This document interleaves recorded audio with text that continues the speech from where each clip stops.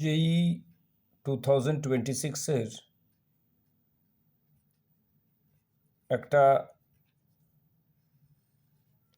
ইনঅর্গানিকের question discussion করছি, coordination complexes, class 12 syllabus. কমপ্লেক্সগুলো যেইতে যে দিয়েছে খুব ওয়েল নোন, তোরা লিখলেই বুঝতে পারবি। NiCN হোল 4 2 তিনটে ছিল কমপ্লেক্স, একটা NiCO হোল 4, আরেকটা হচ্ছে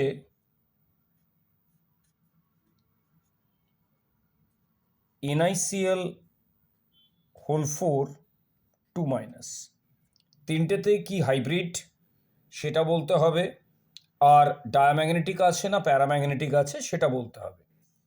ফার্স্টে আগে উইক ফিল্ড স্ট্রং ফিল্ডে চেক কর। ফার্স্টে CNটা চেক কর, লিখে দিবি স্ট্রং ফিল্ড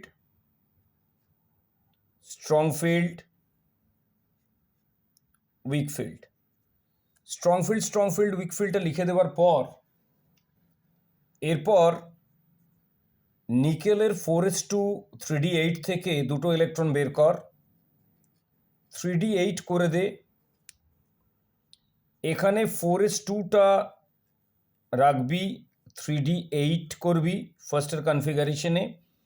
এটাতে 4s2টা আউট করে দিবি, 3d8 করে দিবি। তাহলে এটাতে 4sটা 0 করে দিচ্ছিস, এটাতেও 4sটা 0 করে দিচ্ছিস। নিকেল তো 28 তোরা জানিস সবে। যখন স্ট্রং ফিল্ড থাকবে তখন পেয়ারিং করতে হবে। তো পেয়ারিং যখন করবি 3d8-এ কমপ্লিট পেয়ারিং হয়ে যাবে। তাহলে একটা ডি পাচ্ছিস, SP পাচ্ছিস, দুটো DsP2 স্কোয়ার প্ল্যানার কমপ্লেক্স পাচ্ছিস।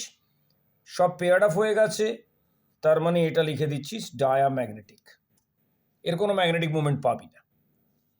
NiCO হোল 4-এর মধ্যে যখন 4s electron will be shifted to 3d, তখন এটা কি পেয়ে যাবি, 4sটা 0 পেলি, 3dর মধ্যে 10 করে দিলি, শিফটেড হলো। তাহলে S আর 3টে P পেলি। তাহলে এটাতে কি হাইব্রিড হবে, sp3, all are paired off, again diamagnetic লিখে দিবি।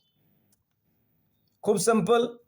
3d8 আছে, 4s 0 আছে, কিন্তু 3d8-এ তিনটে পেয়ার্ড অফ হবে আর দুটো আনপেয়ার্ড থাকবে।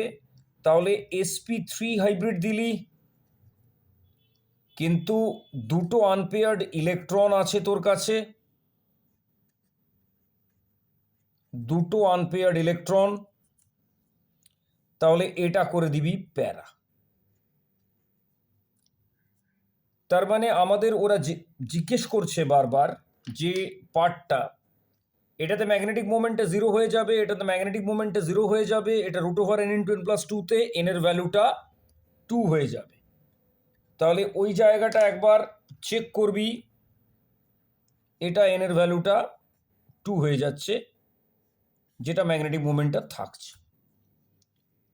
তাহলে DsP2-র জন্য এটা যেটা স্কোয়ার প্ল্যানার কমপ্লেক্স, sp3-র জন্য টেট্রাহাইড্রাল কমপ্লেক্স, sp3-র জন্য টেট্রাহাইড্রাল কমপ্লেক্স। এগুলো ভেরি কমন, যেগুলো অনলাইন ক্লাসেও হচ্ছে বারবার। তো একই রকম আসছে। এরপরে এপ্রিল অ্যাটেম্পটে এবং NET যেটা মে মাসে তোরা দিবি, সেটাতে এগুলো খুব হেল্প করবে। Thank you.